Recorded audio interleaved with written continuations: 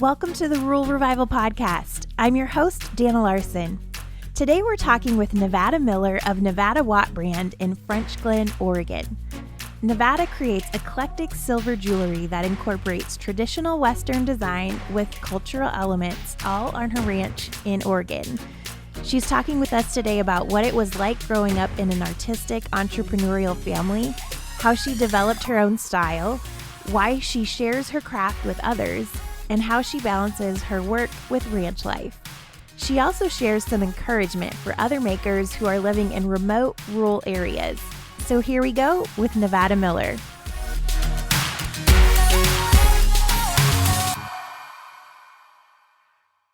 Okay, well, we're here today with Nevada Miller of the Nevada Watt brand from Frenchglen, Oregon. Nevada, thank you so much for being on the podcast.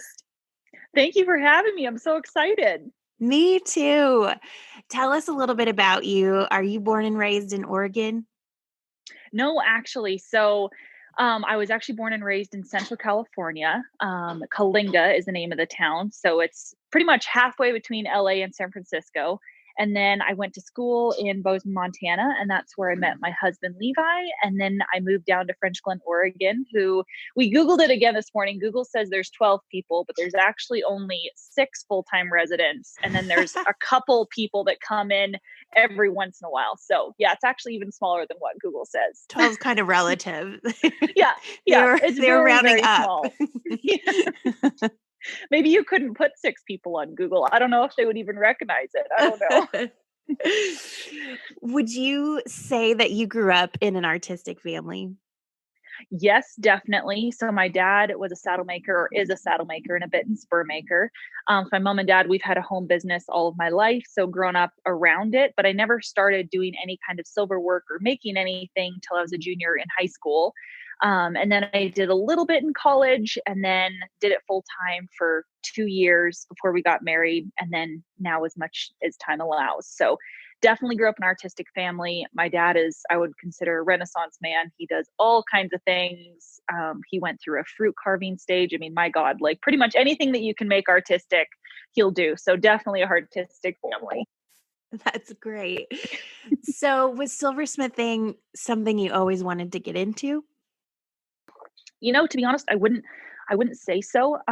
My parents were really, really awesome. They never ever pushed me or my brother. I have an older brother to do any of the trades that they did. It was never something that they just required of us. It was something that was natural. And that if we wanted to get into it, that we were encouraged to do that. Now, from day one, we were always taught to be very hard workers, to make things for ourselves and be little capitalists. So that was definitely part of my upbringing.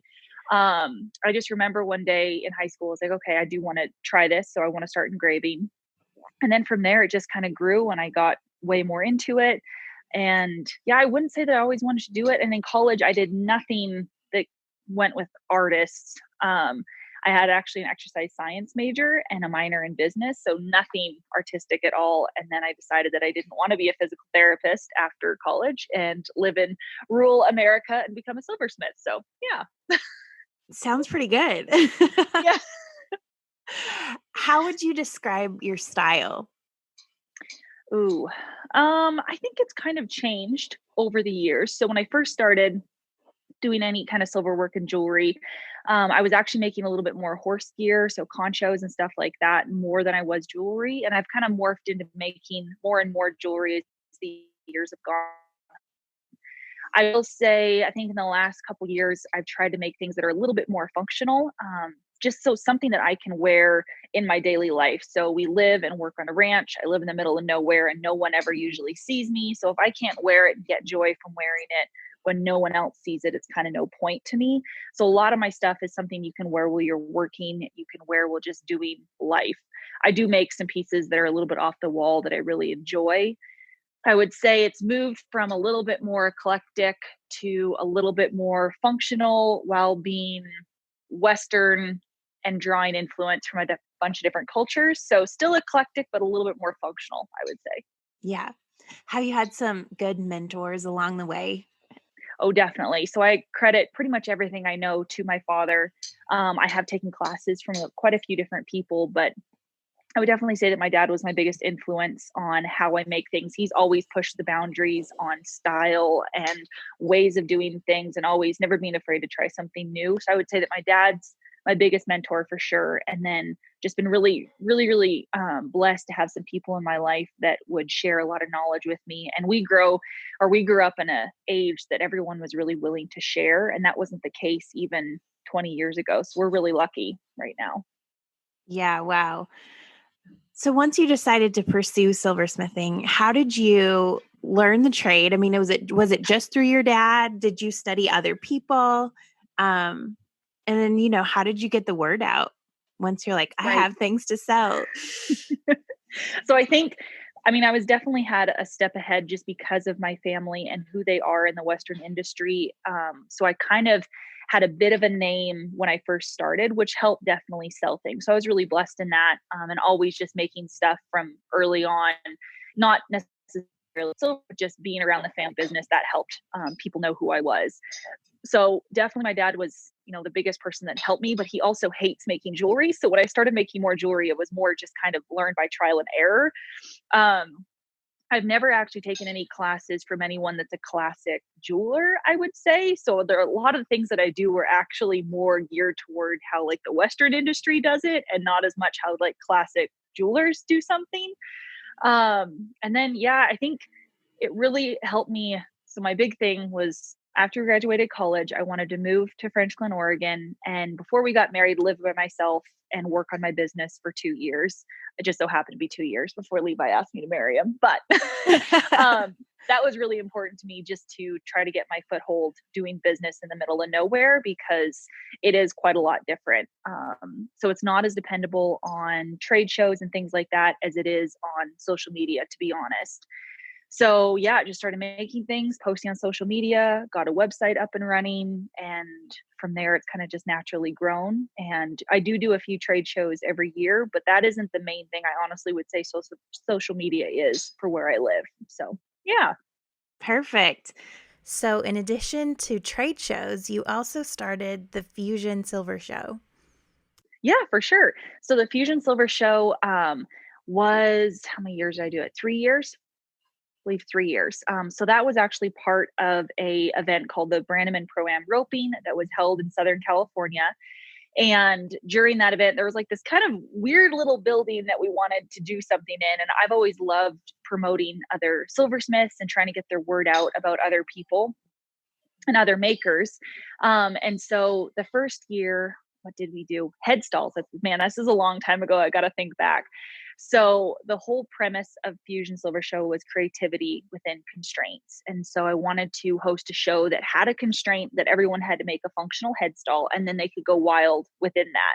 So everything was for sale. It was a good way to promote makers. I think about 15 head stalls the first year. The second year, we did a price constraint. So everything had to be $2,500 or below retail price. And then the third year, we did hats and hat accessories. So it was a way for me to kind of work my event organizing brain, I guess. I really love organizing events. I love doing that kind of stuff and promotional things. So we did it for 3 years. And it was great. I got to meet a lot of different makers. I got to meet makers I've never even heard of before. And we had all ages, both genders. We had just a whole bunch of people. So it was a really cool group that we got to be a part of. And then from that show, it morphed into doing 2 years of a show I called Pint Sized, which was a very small scale trade show. So still in the same space, everyone just had a card table size booth. So it was, again, creativity within constraints, but it was great for small makers. Like I have a very hard time making inventory. So it was a way that people could, have a booth in a show, but not be stressed out about making a ridiculous amount of inventory for that said show. So yeah, so I like organizing shows. The Fusion was just an awesome experience, and got to meet a lot of cool people. So yeah. Very fun. Well, you believe in the power of sharing your craft so that others can learn how to do what you do. And I think that's something unique and something that sets you apart. What is your heart behind that? Well, I really appreciate that. I do love sharing, because I always tell people if a blonde can do it, anybody can do it. So I always encourage people to just try anything. I think that a lot of people are like, oh, I'm not creative. And that's I really think a cop out, because I think everyone is creative in their own way. If you asked me to draw anything real, I would be stunted. I can draw stick people and scrolls. Like I don't have any any in between there. So I just like to encourage people to just, if it's something you want to do as business or just a hobby, whichever, I really believe that everyone has a place in the maker world. But I also believe that everyone has their place to be their own maker. So I don't believe in sharing for people to copy or emulate. I believe that I'm sharing to give inspiration to people and try to educate maybe an efficient way of doing something. And then they can build on that, because everyone has their own style that they can explore if they just learn some basics of how to actually build those things. So yeah, I think the heart from that is my dad's always been a fantastic teacher, and he's been really, really passionate about sharing with all kinds of people and always learning himself. And I think some of the biggest lessons I've actually learned is from teaching, teaching engraving, teaching drawing, teaching business, anything like that is really, really beneficial for the maker also. So it goes both ways. It's a give and a take. And I just think it's a great way to, I think, increase your passion in your craft as well. Well, I think that's amazing. And you have grown this business into, you feature a lot of different products, but there's a handful of things that you sell that like immediately sell out. Your followers love them. So tell us a little bit about some of the products that you offer. So I think the first thing that comes to mind, which is actually really funny, is these little rings called maker rings. So they actually started from a mistake. I was making a cuff for a friend of mine for a little girl. She was an infant, and hold on, my husband's just leaving. Bye, babe. Love you. So I was making a cuff for my friend's little girl, and I just hated the design. So I literally broke it in half. I remember as in my shop, and it wasn't a long enough piece to make a ring all the way around. So I just bent it and soldered on this little half round piece of wire and just stuck it on my thumb. Like I didn't think anything of it. Right. Well, then every picture that I took, I don't have a fancy tripod. So everything was just my hand holding the item. And everyone, even if it was the piece in my hand that I was really proud of, everyone's like, oh my God, I love your thumb ring. I love your thumb ring. So finally I started making some, and then people kind of went a little nuts over them, which it's a blessing for sure, but it just cracks me up. So I decided to stamp the word maker on the inside, because I do believe that we are all makers, just some kind of maker. So you don't have to be a silversmith. You can make beds and mac and cheese for your kids. You can make educated minds if you're a teacher. Like we all do make something and give something to the world. So it's just a reminder that we're all makers of something. So be a maker of good. But anyway, so the maker rings are probably the number one seller, which again is a huge blessing. I'm very thankful to people for liking them. And then just little things. I think the stuff that's become the most popular is something that I wear all the time. So it's something that's easy for a customer to wear. So whether you are working on a ranch, or maybe you're a nurse, or maybe something like that, something that you can wear every day and appreciate, those seem to be the items that people really, really go towards. So yeah, maker rings. There's these little rings I call the bands that are just little scroll engraved rings, and there's nothing crazy about them. I think it's just something that people like, sometimes something simple and something that just brings you joy when you look at it. So yeah. Yeah, I love it. Talk about the process of a silversmith, because for those of us who aren't familiar with the trade, I think there's a lot more that goes into it than we realize. Right, right. So I would say the process for a silversmith for me, it involves design, fabrication, engraving, and finish work. So a lot of people, not saying anything's wrong or less than, but a lot of people will do more of the fabrication and design side. And then a lot of other people will just do the engraving side, and not everyone kind of mixes it all together. And I think that's the most rewarding part. And that's what I try to teach people. If you can use your own designs, make the piece, and then embellish that piece with your own creativity, that's kind of like the full circle to me. So I do a lot of things that have Western flair to it, but then I do a lot of things that are inspired by the Navajo silversmith traditions of stamp work and overlays and stone work and that kind of style. So process for me is, it comes from my little head. I draw it down. If it's something that I'm going to be repeating a lot, I will draw it and put it on Adobe Illustrator so I can digitize it so it can be more efficient for next time I make that item. Then I just head out to my little shop. It's just me and my dog, and we get to cutting and polishing and filing and all that kind of stuff. And then we go to the engraving bench, and that just is one tiny little scoop of silver. I just call it, it's a silver scooper. I'm pretty much a silver scooper. And then once the engraving's done, if I need to shape anything, and then finish work, setting stones, and then taking some pictures of it. I do wish I had a full-time photographer, but I do not. And then, yeah, so I think that's the process. Just designing, actually making it with your hands is really, really rewarding. And yeah, Perfect. Do you do custom pieces? I don't anymore. I used to do custom for many, many years. I say many, many years. I've only been doing it for, I guess, 10 years, which feels like a long time, but I don't do custom work anymore. It just got to the point where I didn't want people waiting too long for something because ranch work took priority. Sometimes I don't know what is going to happen. So my work has become a little bit more seasonal, I would say. I now have got a feel for the ranch and how the different seasons go. So now we can kind of plan around that a little bit better, but it just worked a lot better for me to just make things and sell them as I go. So I no longer do custom work. I enjoyed it a lot. I learned a lot doing custom work, but not anymore. That's okay. Yeah, perfect.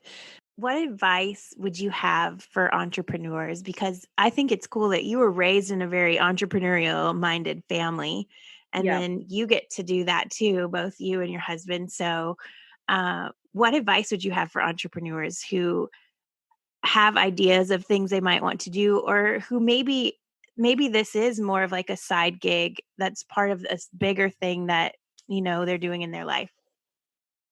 Advice. Ooh, that's a good one. Yes, again, I was very blessed to be raised in a family that entrepreneurial skills were valued. My dad was also a very big pusher of, if you can't make money at it, then you can't, do it for another day. So I always tell people that no one's going to value your work if you don't. So you should not ever feel guilty for asking for an exchange of value for an item. That's all that a price is. That's all that a dollar sign is just an exchange of value. And some people are going to recognize that value and other people are not. And that's completely okay. I'm very big on the business aspects. I'm very big on pricing your work so you can make money. I don't believe in sales. That's just my personal opinion. I believe in selling a piece for its full price or giving it away completely. So if I have something that God tells me, you need to give that piece to that person, I just will. And that's completely fine. That's just my little mindset on it. Advice for business people. In a nutshell, definitely value your work and don't feel guilty about asking a price for it. Encourage others, but be strong in your business practices and get a handle on your money right away. There's a book that I always tell people about. It's called Profit First. I know we're kind of going off on a tangent now, but it's honestly, that book has changed my business probably more than anything else has. And you can make a good living doing these kind of things. But a lot of people have the excuse, oh, I'm a maker, I'm a creative, so I don't know how to, I don't handle money, I don't do numbers, and I don't love doing it either, but it's something you have to learn to do because it will make you better and actually be able to help you do this for many, many years to come. So handle your money and value your time and your work. So good. So good. Any words of wisdom for makers and creators out there who are listening? I would like to say, I think in the last year and a half, I would encourage any maker out there to definitely find that creative vision that only you have. And it's a very fine line between inspiration and copying. And I would just encourage any kind of maker to really just lean into what you have inside of you, because you have something special that I believe God gave everyone. And it's very, very important to bring that out into the world in your own way. So learn from people, but then really tap into what is personally creative to you. I think that's just one note of encouragement I like to tell someone, because I think the Western industry itself is pretty small and it can be kind of overrun with the same designs very quickly. So find those items, just lean into that. It might seem weird and wacky, but there is someone out there that will love it. And it is important that you bring it out. That's so good. What has been the most rewarding part of your business? Oh, man, I think getting to encourage people that live in kind of the same setting as me, that they can actually create a viable business and do something that they love that brings joy to other people. So I live an hour and a half from town. Frenchglen is the nearest town, but it's still 20 miles away. And like I said, there's 6 people in it. So if you can call it a town, cool. So it's something that I can do while ranching in the middle of nowhere that brings my own creativity to life and fuels that while being able to support me and, well, not support wholly, but support me and my husband and some of our dreams and be part of the ranching life. I think that's just the most rewarding thing. And there's a lot of people that do it, and just encouraging them that they can actually make this happen for themselves as well. So taking advantage of all those things we cuss in the 21st century, like social media, because sometimes it's a pain in the butt, but it does allow for some dreams to be made for sure. Absolutely. What has been the most challenging besides maybe Ooh. like rural internet? Yeah, rural internet is a pain in the butt. I just actually, me and my husband bought a fancy new TV and we can't use it because we don't have enough internet yet. So right now it's just a black box on the wall. So that's fun. But the most challenging, I think, finding a time balance, because when we got married, my husband, I told him that the ranch was going to become first priority. That was important to me. That was something that I valued.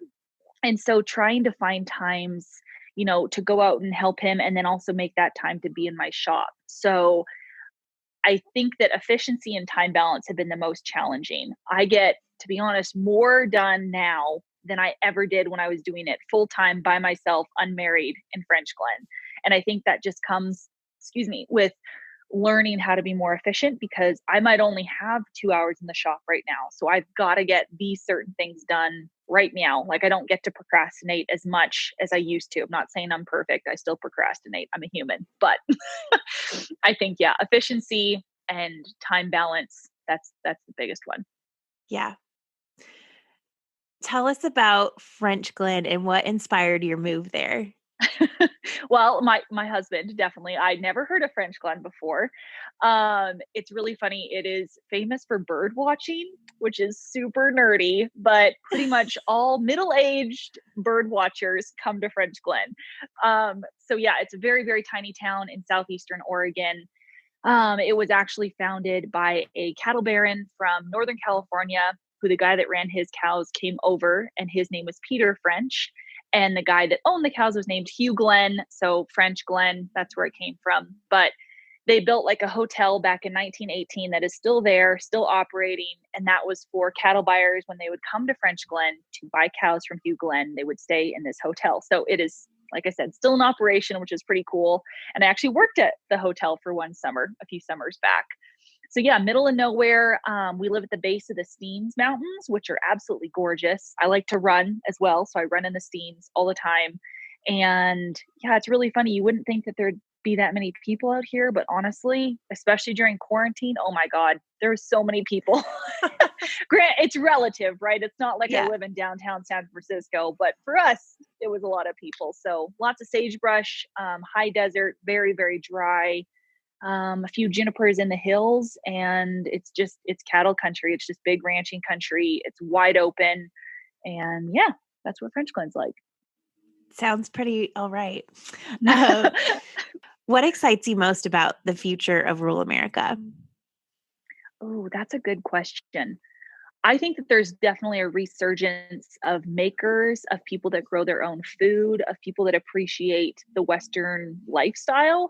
I say Western loosely because I do believe that rural America, is across obviously all of America. I just say Western because that's kind of what I know and am immersed in. But just seeing how many young people want to learn how to make stuff, young people that are interested in ranching, that are interested like in farming and do the whole hobby farm thing, and then that becomes something bigger. So I have a lot of faith actually in this generation for bringing back some of those things. It's become really trendy and really cool to be like a homesteader now, which just cracks me up. So I have a lot of faith in rural America. I just hope that we can pass on some of the skills and the knowledge that the generations before us knew that maybe have got lost for a while. So yeah, that's what excites me the most. Perfect. Well, what's next for you and for Nevada Watt Brand? What's next? So I have been really enjoying teaching. I've been teaching a lot more.